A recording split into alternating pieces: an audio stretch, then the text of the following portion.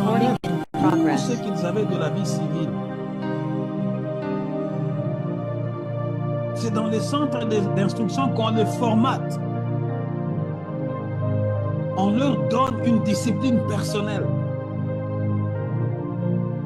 Et ça, nous, en tant que fils de militaires, nous sommes bénéficiaires de beaucoup de choses. Nous avons une discipline personnelle. Moi, quand je suis né dans la maison d'un militaire, les premiers mots que j'ai appris de mon père, je l'ai toujours dit, c'est l'ordre. J'aime la discipline, je n'aime pas les désordres. C'est les premiers mots qu'il nous disait. Pourquoi? Parce qu'il a été, comme on dit en anglais, shape. Il a été taillé comme ça dans le centre d'instruction. C'est quelqu'un, quand il revient du travail, son béret, leur chapeau, c'est sur un tabouret, c'est sur le même tabouret qu'il va le mettre. Il ne va pas le mettre de gauche à droite. Deux fois, pour nous enlever la peur en tant qu'enfants des militaires, il faut que les militaires, ils ont leur façon de vivre. Pour vous enlever la peur, il va commencer à te donner une arme. Parce que vous avez les armes dans la maison, vous devez vous habituer à toucher les armes. Il va enlever son revolver, il te dit, va placer le revolver à l'endroit habituel. Tu prends en train de trembler le premier jour et tu pars, tu déposes là où il a déjà dit. L'instruction, ils sont formatés comme ça. Dieu vient aussi nous donner les instructions pour nous formater. C'est-à-dire que nous, en tant qu'enfants de Dieu, lorsque Dieu nous donne les instructions, ce sont les ABC de l'Éternel. Pour nous former, pour que nous puissions savoir que nous sommes sur la terre, mais nous ne sommes pas de la terre. Est-ce que je parle à quelqu'un ce matin? Voilà pourquoi tu verras, même la conduite des disciples était différente des autres personnes. Tu verras que la conduite des enfants de Dieu nés de nouveau est une conduite différente. Tu peux l'inviter dans une fête. Vous mettez vos musiques là, ça bouge, il va être là. La musique est là en train de boomer, de faire le bruit, mais lui, il n'est plus dans cette musique-là. Il est venu répondre à ton invitation, il va manger, il va partager la joie avec vous, et après, il va rentrer. Parce que son corps à lui est devenu le temple du Saint-Esprit. Son corps à lui va danser pour la gloire du Créateur, le seul Créateur. Dieu vient sceller les instructions. Voilà pourquoi c'est lui qui est né de nouveau. Les choses anciennes sont passées. Il est devenu une nouvelle personne, une nouvelle créature dans le Seigneur, parce qu'il a des instructions qu'il a reçues. Les instructions, ça fait partie aussi de l'éducation. Il commence à se distinguer. Les gens vont dire, ah, il est différent des autres. Et puis, à un moment donné, vous verrez, quand il y a des événements où il y a des choses, on va dire, ah, que tel prie. Pourquoi? Parce qu'on remarque qu'il est ou qu'elle a des choses qui ne sont pas dans les autres. Dieu vient sceller ces choses-là en nous. Par les songes et par des visions. Et Dieu vient nous avertir aussi par les songes, par des visions. Rappelez-vous, le pharaon avait fait un songe. Il avait vu cette vache qui était grasse. Et après, il avait vu cette vache qui était laide et maigre envahir ou bouffer les 7 vaches qui étaient grasses. Il avait vu les 7 épis qui étaient vraiment en train de rayonner. Et après, il avait vu 7 autres épis qui étaient maigres, qui ont envahi, qui ont englouti les épis qui étaient en bonne santé ou qui rayonnaient, qui étaient gras. Mais ces songes-là avaient troublé le pharaon et il n'avait pas d'explication. Il était troublé. La Bible dit qu'il avait appelé tous les magiciens du royaume. Aucun magicien n'a pu interpréter le songe. C'était un avertissement que Dieu donnait au pharaon. Et voilà pourquoi Dieu aussi, dans sa grandeur, il avait préparé quelqu'un aussi qui était attentif aux songes, Joseph. Et qui est venu, il a décodé, donc il a mis en lumière ce que le pharaon avait eu. Il a dit, ce que tu as vu là, c'est vraiment réel. Et comme tu as vu ça par 2 fois, c'est que Dieu a résolument décidé d'accomplir ce qu'il t'a montré là. Nous devons être attentifs, parce que Dieu vient nous avertir. Je me rappelle une fois, j'ai croisé une jeune fille, bon, elle est une jeune dame, elle me dira, pendant qu'elle était en 12e année ou en 6e des humanités, comme on dit au Congo, elle avait fait un songe. Dans leur classe, elle avait une de ses copines. Elle avait fait un songe que cette copine-là était écrasée sur la route, elle était morte. Elle a fait un songe pareil. Et après, ils sont arrivés à l'école. La copine là lui demande, elle dit, prie pour moi. J'ai besoin que tu pries pour moi. Elle avait pris ça à la légère, n'a pas prié pour sa copine. Mais qu'est-ce qui est arrivé? Cette copine-là, ils avaient déménagé pour aller habiter dans l'endroit que le parent avait construit. Ses amis, les copines, tu vois, les jeunes filles qui sont encore bouillantes vers l'âge de 17, 18 ans, ses amis sont venus lui rendre visite dans la nouvelle adresse. Mais quand ils sont venus lui rendre visite, après la visite, elle les a sortis dehors la barrière, elle a dit au revoir, on va se voir demain à l'école. Les autres voulaient qu'elle puisse les accompagner jusqu'à l'arrêt. Qu'est-ce qu'elles ont fait? Elles l'ont arraché son téléphone, son cellulaire. Elles ont commencé à fuir avec. Et dans ces jeux-là, elle a commencé à suivre parce que son téléphone partait. Elle a commencé à suivre ses copines. Arrivé maintenant sur l'arrêt, il y avait un taxi-bus qui s'arrêtait. Les deux sont montés. Elle a voulu, ils avaient toujours le téléphone de l'autre.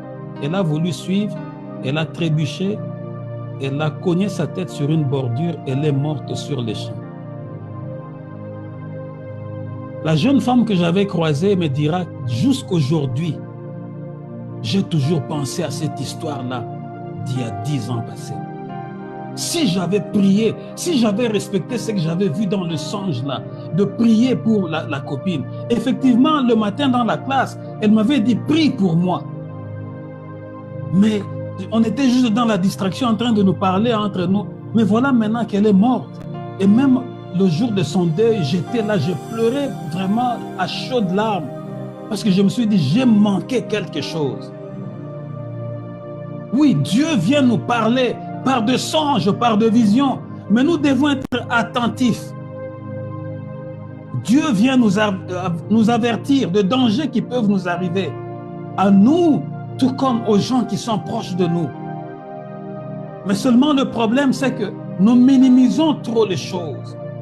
Nous disons, ah non, c'est pas vrai, c'était juste un songe que j'avais fait. La Bible dit, afin d'écarter l'homme des agissements et de le préserver de l'orgueil. Lorsque Dieu vient nous parler de la sorte, il vient nous préserver de l'orgueil, il vient nous préserver d'autres choses qui peuvent venir nous empoisonner notre caractère, empoisonner notre façon de voir les choses. Dieu vient nous avertir par ce canal-là. Nous allons lire dans le livre de Genèse, chapitre 28, versets 10 à 21. Genèse, chapitre 28, versets 10 à 21.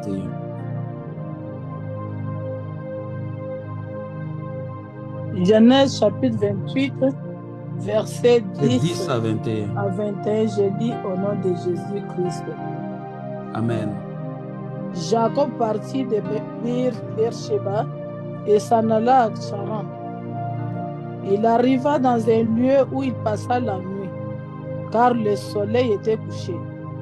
Il y prit une pierre dont il fit son cheveu, et il se coucha dans ce lieu-là. Il eut un songe, et voici une échelle était appuyée sur la terre, et son sommet touchait au ciel. Et voici les anges de Dieu montaient et descendaient par cette échelle. Et voici l'Éternel se tenait au-dessus d'elle. Et il dit, je suis l'Éternel, le Dieu d'Abraham, ton père, et le Dieu d'Isaac. La terre sur laquelle tu es couché, je la donnerai à toi et à ta postérité. Ta postérité sera comme la poussière de la terre. Tu t'étendras à l'Occident et à l'Orient, au septentrion et au midi. Et toutes les familles de la terre seront bénies en toi et en ta postérité. Et voici, je suis avec toi, je te garderai partout où tu iras. Je te garderai partout où tu iras et je te ramènerai dans ce pays. Car je ne t'abandonnerai point, que je n'ai exécuté ce que je t'ai dit. Jacob s'éveilla de son sommeil et il dit, certainement l'Éternel est en ces lieux, et moi, je ne le savais pas. Il eut peur et dit, que ce lieu est redoutable. C'est ici la maison de Dieu, c'est ici la porte des cieux. Et Jacob se leva de bon matin, il prit la pierre dont il avait fait son chevet, il l'adressa pour monument et il versa de l'huile sur son sommet. Il donna à ces lieux le nom de Bethel, mais la ville s'appelait auparavant Luz. Jacob fit un vœu en disant, si Dieu est avec moi et me garde pendant ce voyage que je fais, s'il me donne du pain à manger et des habits pour me vêtir, et si je retourne en paix à la maison de mon père, alors l'Éternel sera mon Dieu. Cette pierre que j'ai dressée pour monument sera la maison de Dieu, et je te donnerai la dîme de tout ce que tu me donneras. Amen. Amen. La Bible dit ceci, Jacob avait quitté Beersheba et marché en direction de Haran. Comme le soleil se couchait, il prit une pierre pour s'en faire un oreiller et se coucha pour passer ainsi la nuit dans le lieu qu'il avait atteint. Dans son rêve, il vit une sorte d'escalier reposant sur la terre et dont le haut atteignait le ciel. Et voici que des anges de Dieu montaient et descendaient cet escalier. L'Éternel lui-même s'est tenu tout en haut et lui dit, je suis l'Éternel, le Dieu d'Abraham, ton ancêtre, et le Dieu d'Isaac. Cette terre sur laquelle tu reposes, je te la donnerai à toi et à ta descendance. Elle sera aussi nombreuse que la poussière de la terre. Elle étendra son territoire dans toutes les directions, vers l'ouest et l'est, vers le nord et le sud. Par toi et par elle, toutes les familles de la terre seront bénies. Verset 15. Et voici, je suis moi-même avec toi et je te garderai partout où tu iras. Je te ferai revenir dans cette région. Je ne t'abandonnerai pas, mais j'accomplirai ce que je t'ai promis.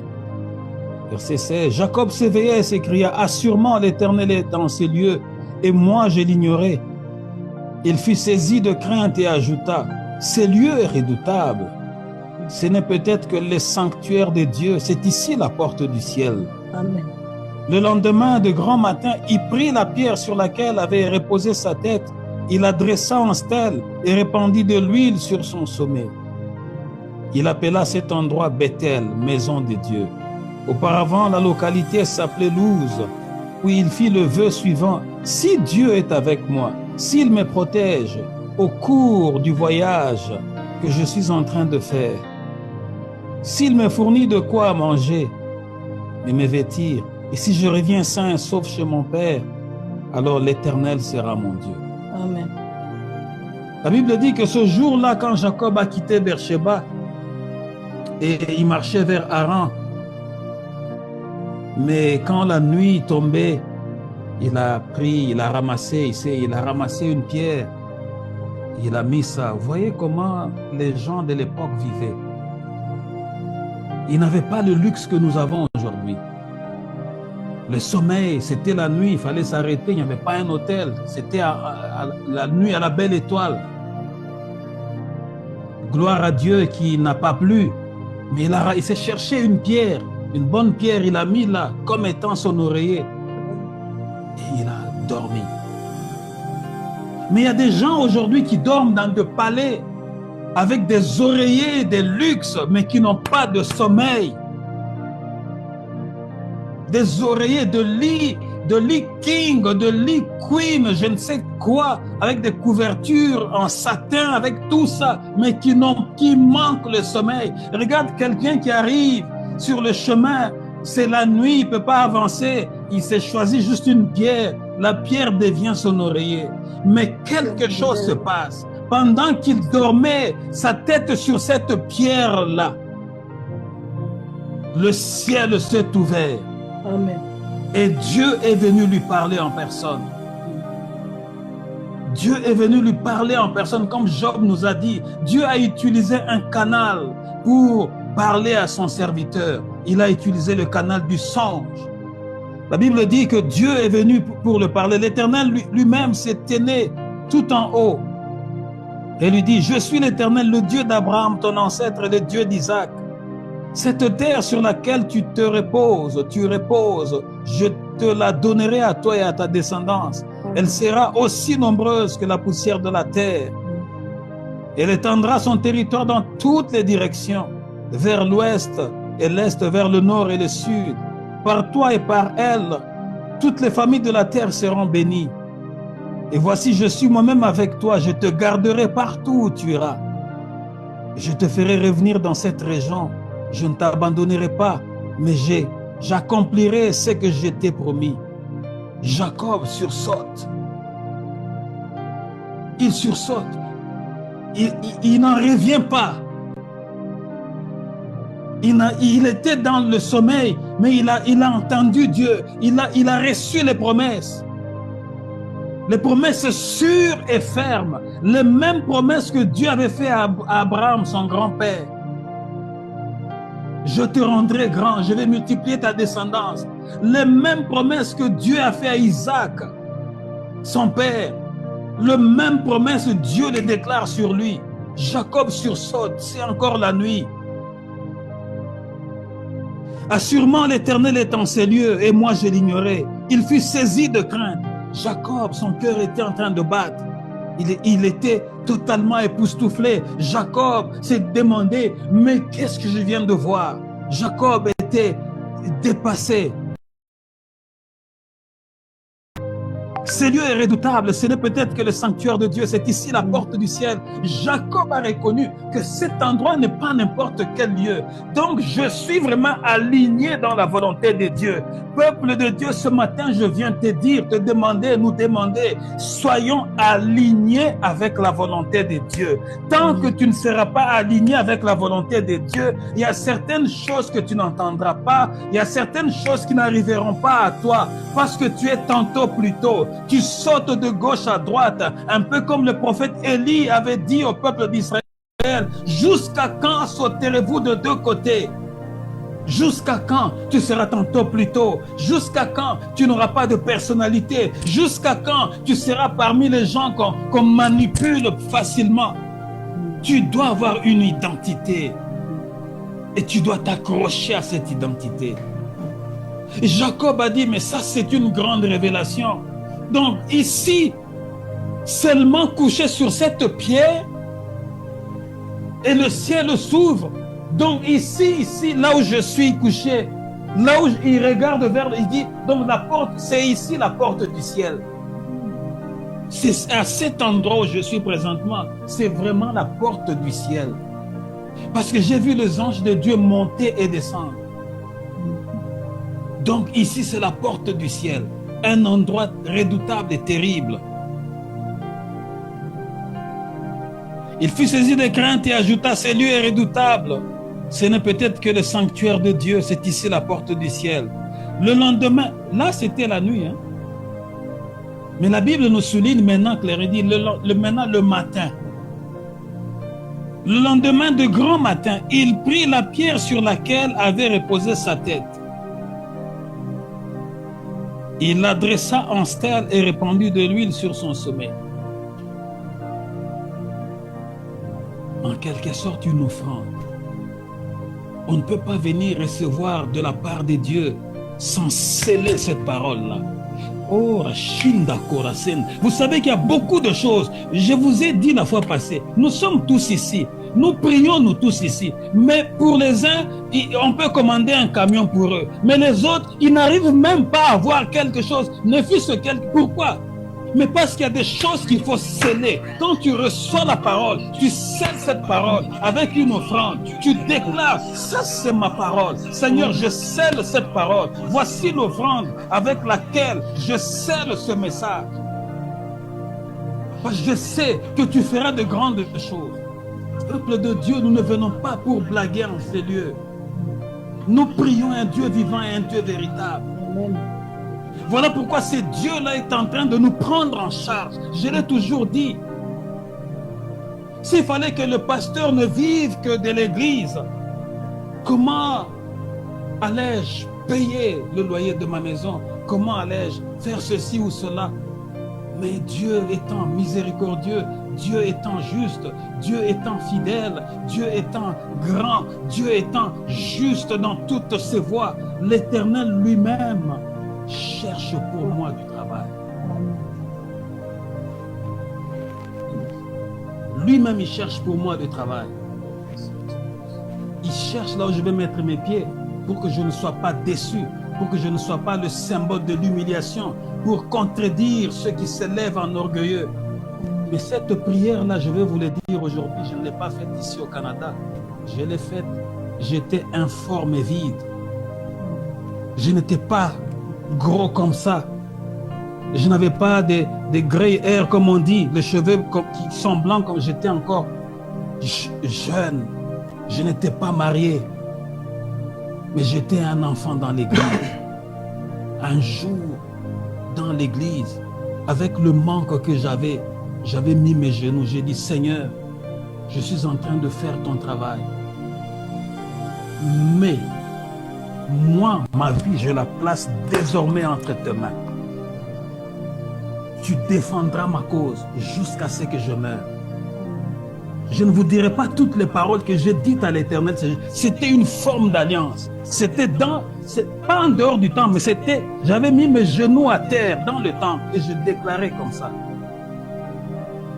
Pendant que j'étais en train de faire le travail des il y a beaucoup de secrets, enfants de Dieu, que vous ignorez parce que vous êtes tellement, les gens d'aujourd'hui sont tellement orgueilleux. Moi aussi je connais. Moi, je vous dis qu'il y a des alliances avec Dieu qui existent.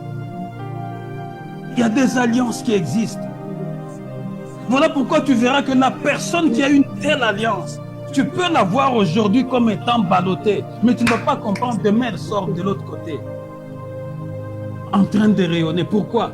Une parole a été adressée et ce jour-là, la parole et l'esprit s'étaient accordés. La porte du ciel était là. Ces paroles-là sont parties pour toujours. Moi, aujourd'hui, je commence à prendre de l'âge, mais les paroles, je les avais dites, je n'étais même pas marié. Mais ces paroles-là sont devant la face de Dieu.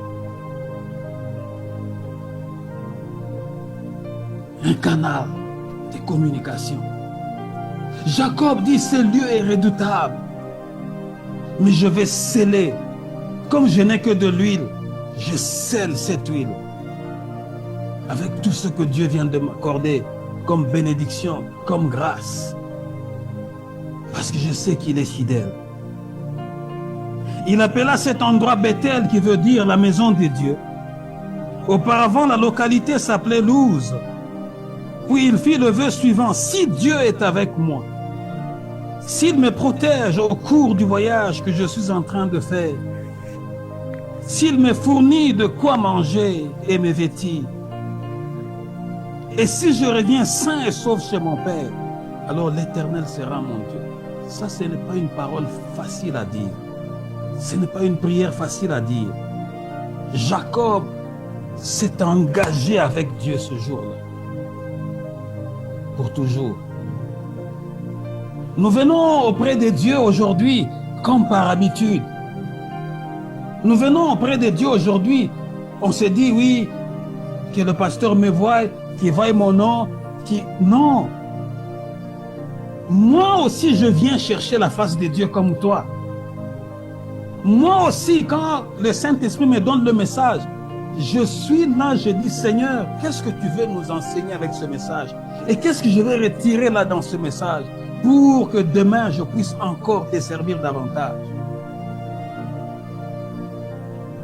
Nous devons avoir les ailes de la maison de Dieu, les ailes des choses de Dieu.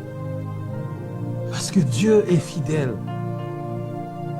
Même si les hommes autour de nous sont infidèles, mais Dieu est fidèle. Amen.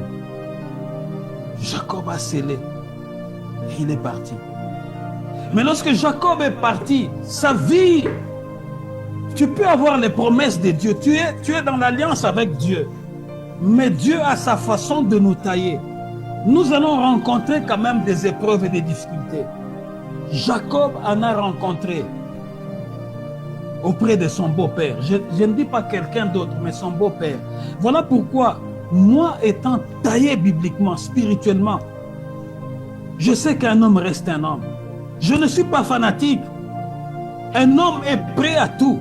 Il peut être ton beau-père, il peut te faire du mal. Elle peut être ta belle-mère, elle peut te faire du mal. Il peut être ton beau-frère, il peut te vouloir du mal. Il peut te souhaiter l'échec. Jacob est allé décharger, comme on dit ici, à Longoli Bango charge. Jacob est allé décharger cet homme-là, Laban. Laban a commencé par le rouler. Laban l'a trompé 10 fois.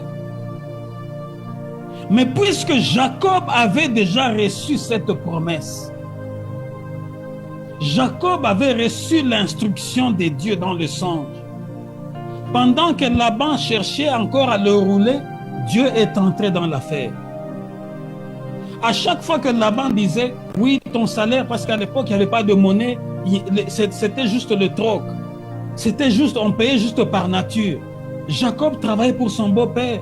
Il n'y avait pas de salaire. Le seul salaire, c'était que quand il gardait les troupeaux de son beau-père. Et quand les animaux devenaient nombreux, les bétails devenaient nombreux, son beau-père commença à lui payer. Il dit, quand il y aura la naissance, tu prendras un chevreau. Quand il y aura d'autres naissances encore, tu prendras un bélier. Ainsi de suite.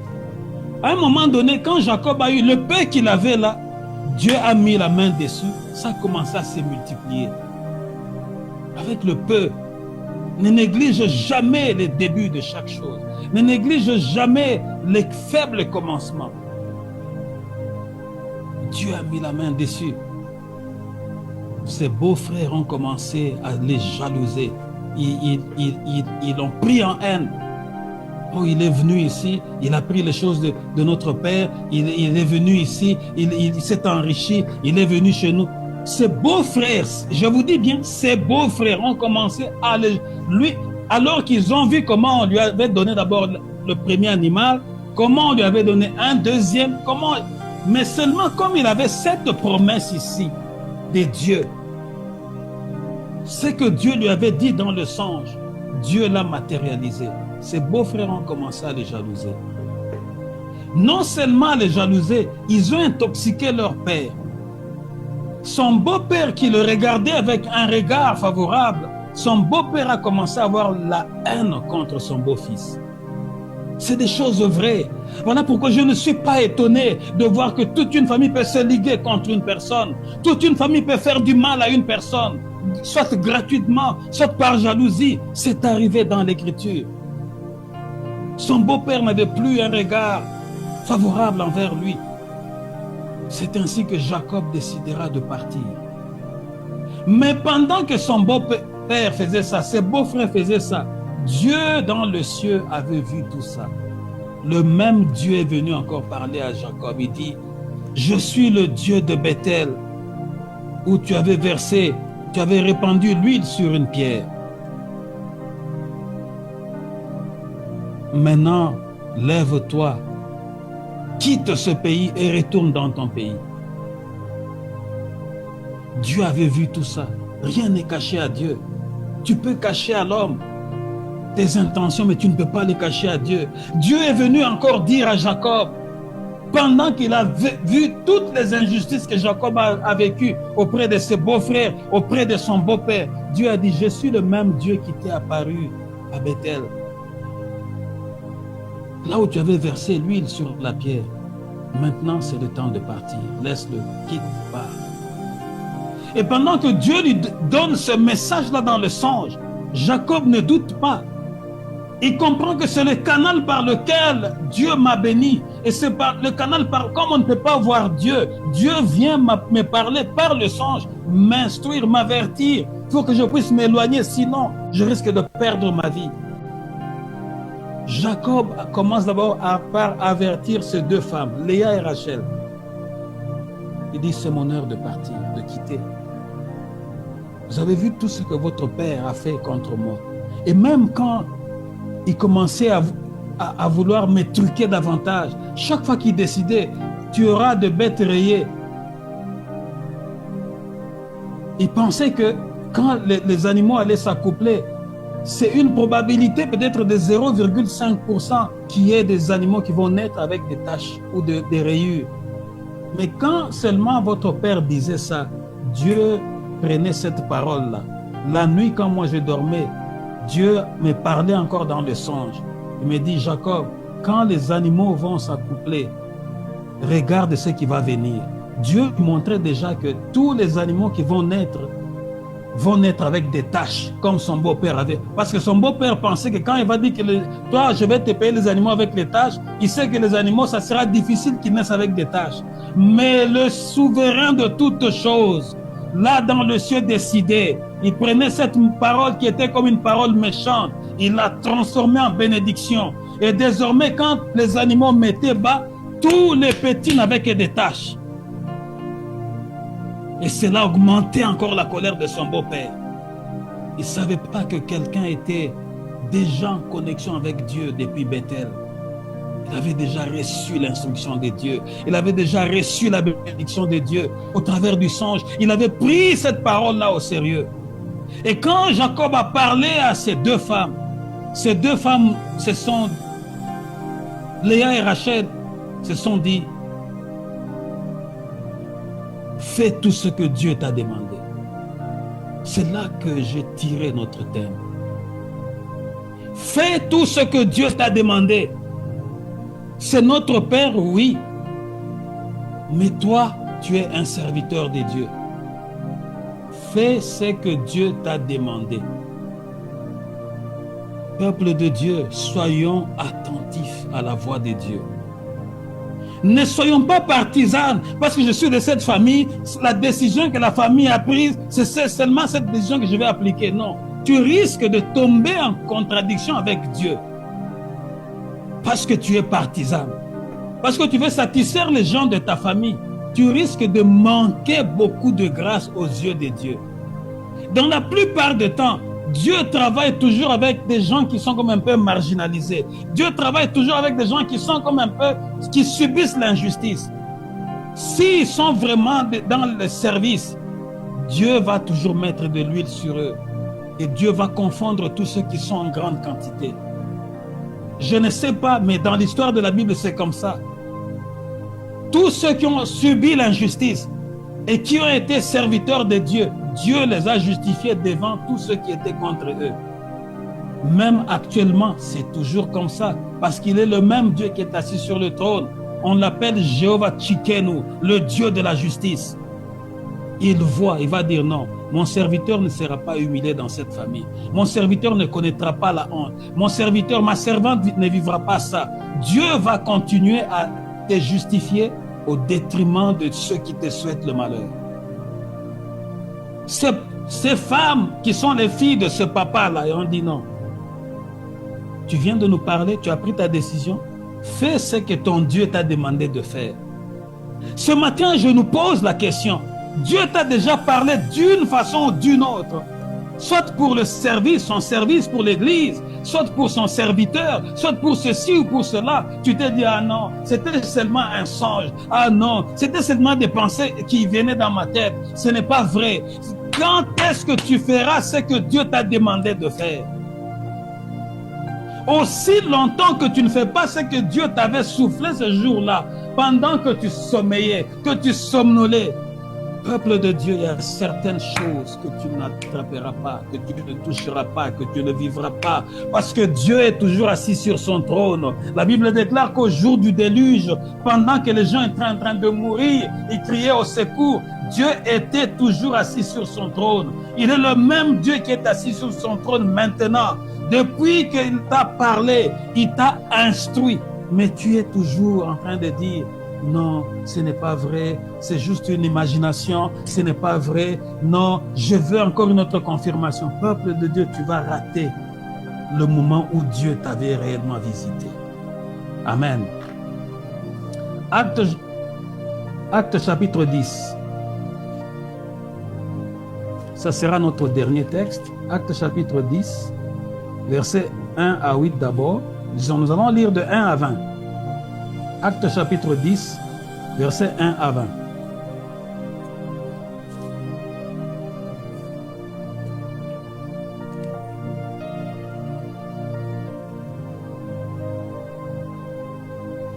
Acte chapitre 10, versets 1 à 20. Acte chapitre 10, versets 1 à 20. J'ai lu au nom de Jésus-Christ. Amen. Il y avait à Césarée un homme nommé Corneille, centenier dans la cohorte dite italienne. Cet homme était pieux et craignait Dieu avec toute sa maison. Il faisait beaucoup d'aumônes au peuple et priait Dieu continuellement. Vers la 9e heure du jour, il vit clairement dans une vision un ange de Dieu qui entra chez lui et qui lui dit, Corneille. Les regards fixés sur lui et saisi d'effroi, il répondit, Qu'est-ce, Seigneur? Et l'ange lui dit, Tes prières et tes aumônes sont montées devant Dieu et s'en est souvenu.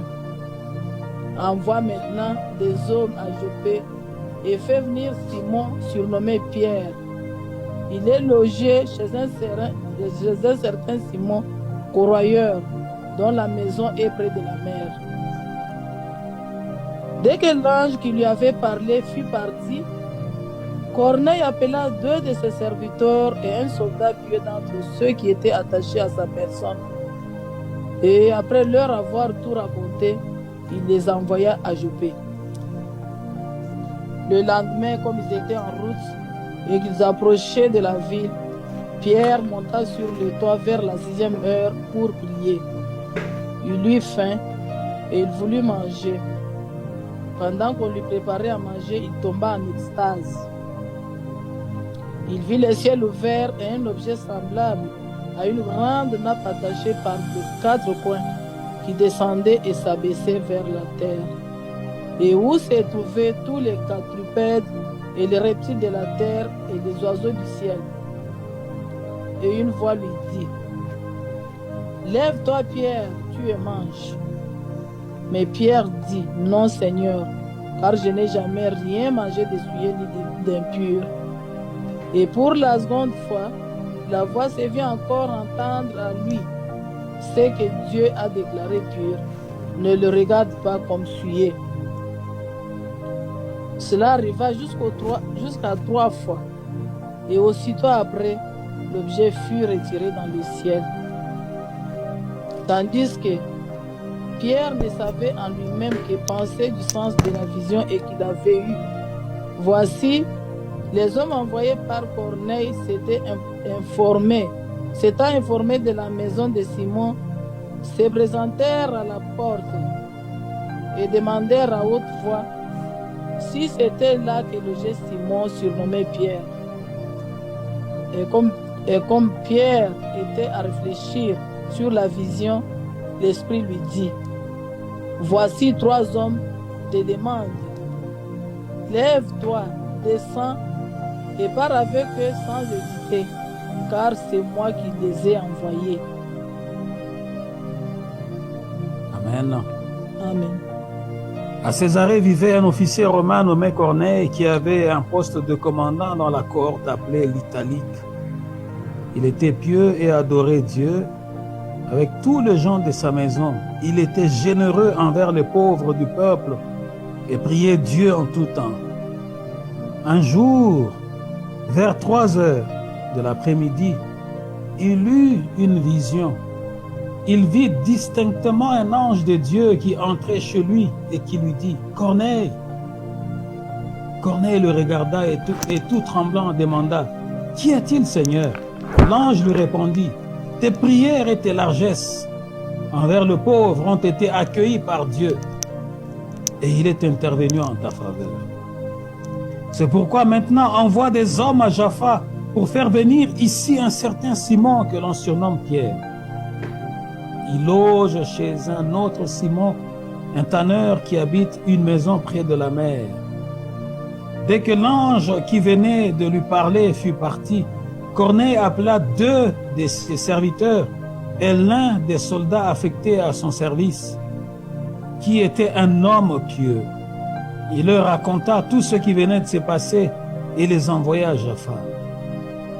Le lendemain, tandis qu'ils étaient en chemin et rapprochés de Jaffa, Pierre monta sur la terrasse de la maison pour prier. Il était à peu près midi. Il eut faim et voulut manger. Pendant qu'on lui préparait son repas, il tomba en extase. Il vit le ciel ouvert et une sorte de grande toile ténue aux 4 coins, qui s'abaissait et descendait vers la terre. Elle contenait toutes sortes d'animaux, des quadrupèdes, des reptiles et des oiseaux. Il entendit une voix qui lui disait « Lève-toi, Pierre, tue ces bêtes et mange-le. » « Oh non, Seigneur, répliqua Pierre, car jamais de ma vie je n'ai rien mangé de souillé ou d'impur. Mais la voix reprit et dit, ce que Dieu a déclaré pur, ce n'est pas à toi de les considérer comme impurs. Par 3 fois cela se renouvela, puis la nappe disparut dans le ciel. Pierre était fort perplexe, se demandait ce que cette vision signifiait. Pendant ce temps, les hommes envoyés par Corneille s'étaient renseignés pour savoir où se trouvait la maison de Simon. Et ils se présentèrent à la porte d'entrée. Ils appelèrent et demandèrent si c'était bien là que logeait Simon surnommé Pierre. Comme Pierre en était toujours à réfléchir sur sa vision, l'Esprit lui dit, « Écoute, il y a 3 hommes qui te demandent. Va, descends et pars avec eux, sans hésiter, car c'est moi qui les ai envoyés. » J'aimerais nous dire à chacun aujourd'hui, pourquoi hésites-tu encore de servir Dieu dans le vrai? Pourquoi hésites-tu encore? Le temps ne nous appartient pas. Le temps passe vite. Hier, nous étions jeunes, nous avions la vingtaine, nous avions la trentaine. Aujourd'hui, nous sommes en train de vieillir parce que nos enfants ont maintenant la vingtaine. Le temps passe vite. Voilà pourquoi Job est en train de nous dire, Dieu nous parle tantôt d'une manière, tantôt d'une autre. Mais souvent, nous ne prenons pas garde au message que Dieu vient sceller dans nos cœurs. Et Job nous a décrit les 2 canaux par lesquels Dieu peut s'exprimer, donner son message envers l'homme ou les hommes ou l'humain. Il nous a donné les 2 canaux, le songe et la vision. Aujourd'hui aussi, avec les nouvelles technologies ou la nouvelle technologie, on voit qu'il y a plusieurs canaux par lesquels les hommes s'expriment. Tantôt, c'est par le voicemail, comme on dit, la messagerie. Tantôt, c'est un call direct. Il appelle, il te passe le message. Tantôt, c'est de SMS. Les gens, c'est des canaux par lesquels les hommes s'informent. Moi, là où je travaille, oui, nous avons des cellulaires pour nous communiquer. Mais des fois, quand on est sur terrain, il y a des fois, dans tous nos camions, il y a ce qu'on appelle de CB, de radio de communication. Il y a un canal par lequel, si on veut t'appeler pour aller signer un tel document, on t'appelle. Il connaît ton numéro de téléphone, mais il t'appelle par la radio que tu as dans ton camion là. Il dit, j'ai besoin de toi ici, est-ce que tu m'entends, est-ce que tu m'écoutes? Et tu es à l'écoute, tu décroches, oui, je suis à l'écoute. Il donne son message, on a besoin de toi, tout est prêt pour que tu viennes signer. Et pourtant, il peut m'appeler par mon cellulaire. Mais en ce moment-là, il passe parce qu'il sait que dans mon camion, il y a ce qu'on appelle une radio. Il peut me joindre par cette radio et avec un canal bien précis. Ce sont des voies que Dieu a utilisées, le songe et la vision pour communiquer. Dieu a plusieurs autres voies qu'il peut utiliser. Mais ici, nous voyons que l'officier romain, Corneille, un homme qui craignait Dieu, avec toute sa famille, il a eu une vision. Et l'ange du Seigneur est venu clairement lui donner le message. Qu'il y a un certain Simon qu'on appelle Pierre, il habite chez un autre Simon qui est un travailleur de cuir. L'ange, à cette époque-là, il n'y avait pas de map comme aujourd'hui. L'ange vient lui donner les directives à suivre. L'endroit qu'il doit envoyer les gens. Il dit, la personne qui viendra te donner l'instruction du Seigneur habite chez un autre Simon qu'on appelle les tanneurs, qui travaille le cuir. La Bible dit ceci. Corneille le regarda et tout tremblant demanda, qui a-t-il, Seigneur? L'ange lui répondit, tes prières et tes largesses envers le pauvre ont été accueillies par Dieu et il est intervenu en ta faveur. C'est pourquoi maintenant envoie des hommes à Jaffa pour faire venir un certain Simon que l'on surnomme Pierre. Il loge chez un autre Simon, un tanneur qui habite une maison près de la mer. Dans cette vision-là, l'ange lui montre, il lui donne le nom de la personne qui doit venir lui parler de la part du Seigneur et il donne l'adresse de la personne où ils doivent la trouver, où le trouver. Parce que c'est une personne. Il n'a pas douté, il a donné le message qu'il a eu par vision à ses serviteurs. Il dit, écoutez ce que je viens de voir. Et il les a ordonnés de partir sans hésiter. Le problème qui nous tue aujourd'hui, c'est parce que nous sommes mélangés, nous sommes hésitants à ce que le Seigneur met dans la profondeur de notre cœur pour son œuvre. Le Seigneur vient te mettre une pensée pour son Église, mais tu enlèves, tu balayes cette pensée-là. Écoutez ce que j'ai vu. Regardez le message que j'ai reçu. Il faut qu'un serviteur, un disciple du Seigneur vienne dans ma maison nous parler de la part du Seigneur. Pourquoi? Nous devons tous retenir que Dieu n'est pas un Dieu de désordre. Corneille, il craignait Dieu. Mais seulement, il avait le Seigneur, Dieu dans sa gloire, savait que Corneille, il lui manquait beaucoup de choses dans le fondement biblique. Pour qu'il puisse, avec la crainte qu'il a déjà du Seigneur, associer maintenant aux instructions qu'il aura, il va changer sa façon de prier, il va changer sa façon de se conduire, il va maintenant devenir un disciple affermi. Parce que là, il est dans le général. Dieu voulait l'amener dans le spécifique. Il avait une connaissance générale de Dieu, mais Dieu voulait le faire entrer dans le détail. Est-ce que je parle à quelqu'un aujourd'hui? Parce que tu peux être là, tu es dans le général, mais lorsque Dieu m'envoie te parler de ces choses, Dieu veut que tu ne sois plus dans le général, mais que tu puisses avoir un domaine de spécialisation. C'est comme ça que Dieu fait. Il n'est pas un Dieu de désordre. Corneille connaissait Dieu en vrai, comme on dit par le quinois. Il connaissait Dieu en général, mais il ne connaissait pas le béaba de l'Éternel. Mais puisque Dieu étant un Dieu d'ordre, Dieu ayant institué déjà les apôtres, à ce moment-là, le Seigneur les avait laissés en activité. Corneille, malgré ton rang, malgré ta connaissance un peu limitée, je ferai venir dans ta maison celui qui a un mandat. Vous comprenez comment Dieu agit? Amen. Corneille n'avait pas le mandat, mais Pierre avait le mandat. C'est là que nous devons apprendre à avoir le respect des serviteurs de Dieu. Oui, tous nous connaissons Dieu. Oui, dans ta maison, tu peux prier avec tes enfants, tu peux prier avec ton mari. Mais il y a les gens, il y a les hommes, il y a les femmes que Dieu a donné un mandat. Le problème avec nous, les francophones, nous ne savons pas comment respecter ceux qui ont le mandat de Dieu. Nous ne savons pas comment honorer ceux qui ont le mandat de Dieu. Les anglophones le savent. Voilà pourquoi la plupart du temps, leurs activités sont en train d'aller toujours de l'avant. Leurs maisons sont visitées par la grâce de Dieu. Les francophones, c'est je te boude, tu me boudes. Tout le monde est pareil. Mais ici, Dieu veut faire voir à Corneille, oui, tu as une connaissance, mais moi, je fonctionne avec l'hiérarchie.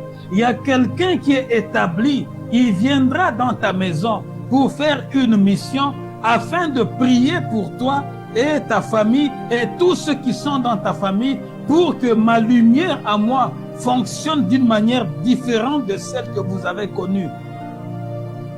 Afin que tu connaisses comment me servir, que tu connaisses comment donner l'offrande davantage, que tu connaisses comment me louer, que tu connaisses comment parler de moi.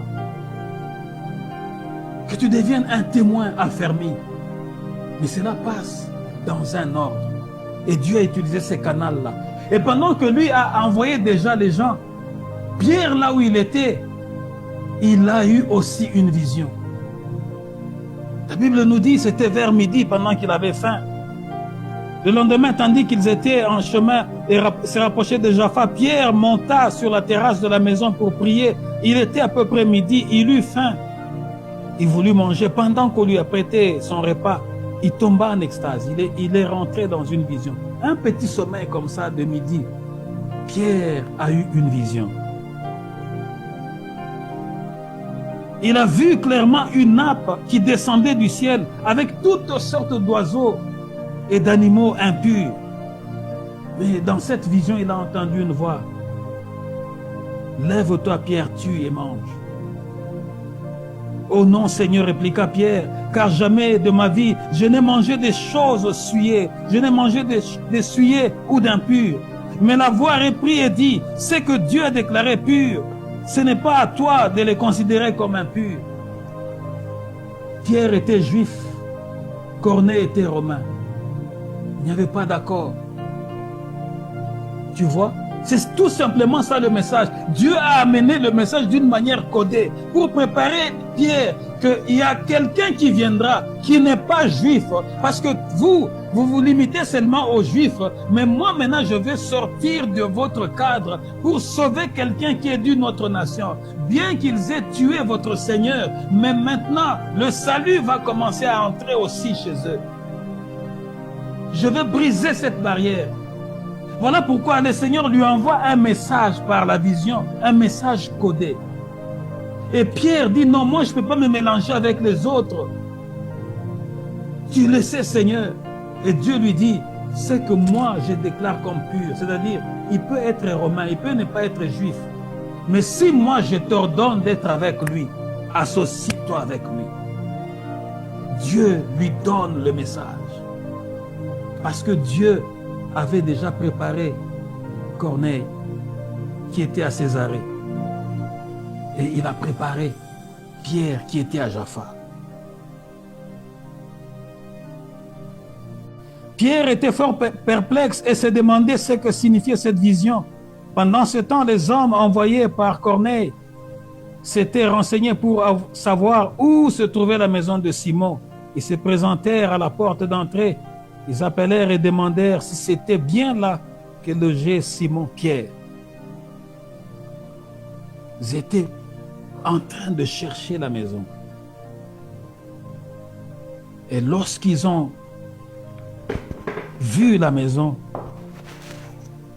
ils ont posé la question, est-ce que c'est ici la maison? Ils se demandèrent si c'était bien là que logeait Simon, surnommé Pierre. Est-ce que c'est ici que loge un certain Simon, surnommé Pierre? Vous voyez quelle précision Dieu a agi. Pas de tâtonnement. Ils ont trouvé le propriétaire de la maison qui s'appelait Simon. Dieu les avait déjà donné le nom du propriétaire de la maison. Mais Dieu leur a donné le nom de la personne dont lui avait besoin pour aller faire son travail. Il savait que son apôtre était dans cette maison-là. Ils ont demandé au propriétaire de la maison, est-ce qu'ici il y a un certain Simon qu'on appelle Pierre? Parce que lui, il s'appelait aussi Simon. Mais pour les dissocier, Dieu a donné le détail du Simon que lui avait besoin. Est-ce qu'ici il y a un certain Simon qu'on appelle Pierre? Donc, en ce moment-là, même toi-même, tu ne pouvais même pas douter. Comment ces gens qui n'habitent pas cette ville, ils viennent demander le nom de quelqu'un de notre famille avec autant de précision? Comme Pierre en était toujours à réfléchir sur sa vision, l'Esprit lui dit, écoute, il y a 3 hommes qui te demandent, va, descends et pars avec eux, sans hésiter, car c'est moi qui les ai envoyés. Pierre était en train de se demander, Seigneur, qu'est-ce que tu m'as montré? Qu'est-ce que tu veux que je fasse avec cette grande vision que tu m'as montrée? Le Seigneur lui parle encore par la voix du Saint-Esprit. Pierre, il y a des hommes qui te cherchent. Ne doute pas, ils ne sont pas venus pour te tuer. Descends, sois sans crainte, va avec eux. Ne doute pas, c'est moi qui les ai envoyés. C'est moi qui les ai envoyés. Ce matin, j'aimerais nous dire à chacun d'entre nous, cessons de douter. Dieu est réel. Non seulement qu'il est réel, il peut te parler en ce moment, ou il t'a déjà parlé en ce moment, ou il va te parler la nuit qui va venir, soit par un songe, soit par une vision, ou soit si tu es quelqu'un qui a de doutes. Pierre, ne doute pas, c'est moi qui ai envoyé ces hommes. Ils ne sont pas de ta tribu, ils ne sont pas de ton pays. Ne crains rien, c'est moi qui les ai envoyés. Pars avec eux, tu as une mission là-bas. Peuple de Dieu, nous sommes venus dans ce pays, ici le Canada, pas seulement pour manger le steak, les omelettes, boire les jus, mais nous sommes venus parce que nous avons une mission. Que fais-tu de la mission que Dieu a mise en toi? Que fais-tu de ce message que tu reçois? Aujourd'hui, nous avons notre fils Yannick qui est au Mexique. Quand vous me voyez porter un micro-cravate, c'est lui qui a dit, papa, pasteur, pour bien t'entendre, il faut un micro-cravate, il faut une caméra qu'on accroche, il faut ceci, il faut cela. Oui, prenez dans l'argent de l'église, achetez ces choses pour que Yannick fasse son travail.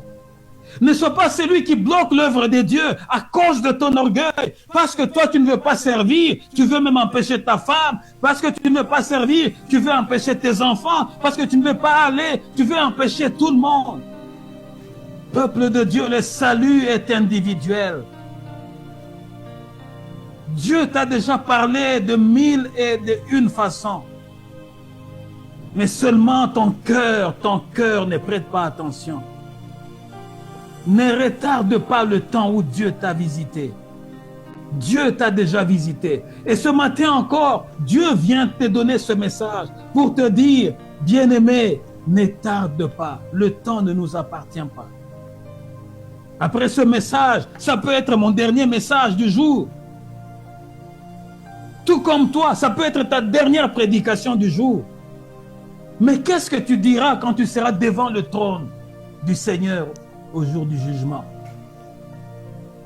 Non, parce que ton cœur est dans les mèches, ton cœur est dans les bijoux, ton cœur est dans les voyages, ton cœur est dans ceci, ton cœur est partagé. Il y a des messages que Dieu vient te donner d'une manière ou d'une autre. Mais c'est comme sur ton téléphone, tu ignores certains messages. Tu les ignores comme tu ignores certains messages sur ton téléphone. Mais sache que c'est réel. C'est parmi les canaux que Dieu utilise. Le songe, la vision. 2 personnes à 2 endroits différents. Dieu leur a parlé de 2 manières différentes, mais pour une même mission. L'un avait besoin d'écouter Dieu parce qu'il avait la soif, mais il ne savait pas comment il allait approfondir sa connaissance. L'autre avait la connaissance avec lui. Il avait l'instruction avec lui. Il avait le Saint-Esprit avec lui. Mais seulement il avait une barrière. qu'il ne pouvait pas dépasser. Il ne pouvait pas fréquenter les Romains. Mais Dieu a montré aux Romains, va chercher, il est à tel endroit. Et les hommes, ils arrivent à cet endroit-là précis. L'homme est en train de réfléchir. Le Seigneur lui dit, il y a des hommes qui te cherchent. Ne doute pas, c'est moi qui les ai envoyés. Parce qu'aujourd'hui, je veux que ce mur que tu avais puisse se renverser. Est-ce que je parle à quelqu'un ce matin? Le mur que tu avais va se renverser ce matin. Le doute que tu avais va se renverser ce matin. Parce que Dieu a besoin de ton intelligence. Dieu a besoin de ton argent. Dieu a besoin de ton corps. Dieu a besoin de ta parole là. Tu parles bien dans les deuils. Tu parles bien pour amuser les gens. Mais cette parole là, Dieu a besoin de cette parole là pour son œuvre. Que ça ne se limite pas seulement pour faire rire les gens dans les deuils. Au jour du Seigneur, qu'est-ce que tu diras? Le Seigneur te dira, je t'avais donné une très belle voix. Mais qu'est-ce que tu as fait de cette très belle voix? Je t'avais donné beaucoup d'astuces, beaucoup de stratégies. Qu'est-ce que tu en as fait? Je me rappelle, mon épouse aime beaucoup des fleurs. Quand on était au Congo, elle m'a dit, là où elle priait, elle avait dit, elle va s'occuper juste... Donc, elle s'est donné elle-même le travail dans l'église de mettre les fleurs autour du chair. Je vous ai toujours parlé de maman Julie. Quand elle est venue, elle-même, elle s'est donné ce poste-là, la lecture biblique, chaque dimanche. Quand elle est venue en congé à Kinshasa, elle a vu, on prêchait devant la chaire. Elle était là, elle venait du Canada, elle a regardé. Mais elle a vu tout, il y a quelque chose qui manquait. Elle est allée dans notre maison, là où moi j'habitais. Elle a pris des fleurs que nous avions. Elle l'a amené encore dans la maison de Dieu pour embellir l'église.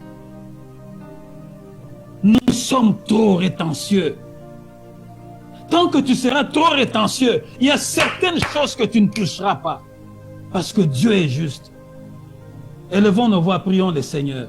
Éternel, nous te bénissons pour cette parole d'aujourd'hui. Nous saluons ta plénitude éternelle parce que tu es juste, tu es fidèle. Merci parce que tu nous as donné cet enseignement. Tu nous as donné cette parole éternelle. Instruis-nous, Seigneur. Donne à chacun de nous d'être attentif à ta parole éternelle. Parce que tu nous parles tantôt d'une manière, tantôt d'une autre. Ça peut venir comme par la prédication de ce jour. Ça peut venir au moyen d'un songe. Ça peut venir au moyen d'une vision nocturne éternelle pour sceller tes instructions, Seigneur, afin de briser notre orgueil et de nous apprêter, Seigneur, notre Dieu, à te servir de tout notre cœur et de toute notre force. Je bénis cette parole éternelle, ma prière de ce jour éternel, qu'une âme, Seigneur, notre Dieu, qui s'est perdue, revienne à la raison. Qu'une âme qui doutait, Seigneur, notre Dieu, de t'avoir, ne fût-ce qu'entendu une fois, Seigneur, cesse de douter, qu'il s'élève, Seigneur, qu'elle s'élève, Seigneur, et s'engage une fois pour toutes. Pierre, ne doute pas, c'est moi qui les ai envoyés. Je prie, Seigneur, notre Dieu, ce matin, que tu brises le doute, Seigneur, qui se trouve et qui a érigé domicile dans nos familles, dans nos cœurs, Seigneur. Sakorashinda. Brise le doute, Seigneur, et amène ton peuple auprès de toi comme étant de simples instruments, de simples serviteurs, au travers duquel, Seigneur, tu vas t'investir en ce temps qui nous reste, le temps de la fin. Tu as besoin de l'Église, tu as besoin de moi, tu as besoin de ma sœur, tu as besoin de cette maman qui nous écoute, afin, Seigneur, de propager le message, pour fortifier ceux qui sont faibles et ceux qui n'ont jamais écouté le message. Corneille avait besoin de recevoir le message et tu as utilisé un canal, Seigneur. Oh mon Dieu, mon roi, agis ce matin pour cette œuvre, pour cette église, Seigneur, afin que cette œuvre, cette église puisse vivre non pas seulement selon notre volonté, mais selon ta volonté bénie, afin qu'au jour du Seigneur,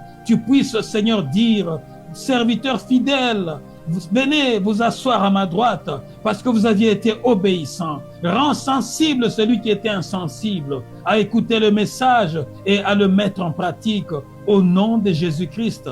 Nous avons ainsi prié. Amen. Amen. Que Dieu vous bénisse.